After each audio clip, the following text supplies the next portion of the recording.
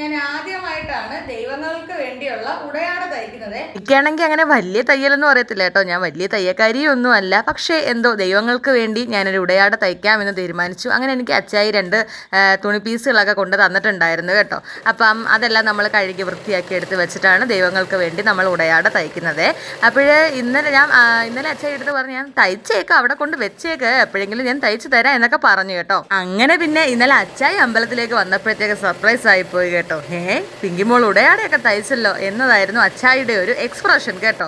അങ്ങനെ എന്തായാലും 2 കളറിലെ ഉടയാടയാണ് തയ്ച്ചിട്ടുള്ളത് നമ്മൾ കേട്ടോ. ഒരു ഗോൾഡൻ കളറും പിന്നെ ഒരു പർപ്പിൾ, ഒരു വൈലറ്റ്, ആ ഒരു കളറുമാണ് നമ്മൾ തയ്ച്ചിട്ടുള്ളത് കേട്ടോ. അപ്പോൾ കുഞ്ഞു ഞൊറിവെടുത്താണ് തയ്ക്കുന്നത്. ഇപ്പോൾ ഇതെന്ന് പറഞ്ഞാൽ അമ്പലത്തിലെ മാടസ്വാമിക്കും ഭൈരവസ്വാമിക്കും വേണ്ടിയാണ് ഞാൻ ഈ 2 ഉടയാടകൾ തയ്ച്ചിരിക്കുന്നത്.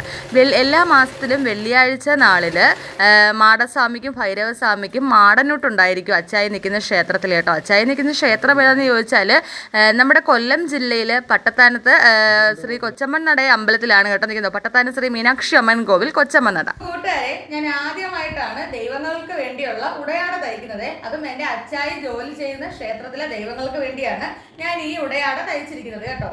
മാടൻ തമ്പുരാനും ഭൈരവസ്വാമിക്കും വേണ്ടിയാണ് ഈ 2 ഉടയാടകൾ തയ്ച്ചിരിക്കുന്നത്. ഇതാണ് ഒരു ഗോൾഡൻ കളറിലെ ഒരു ഉടയാട.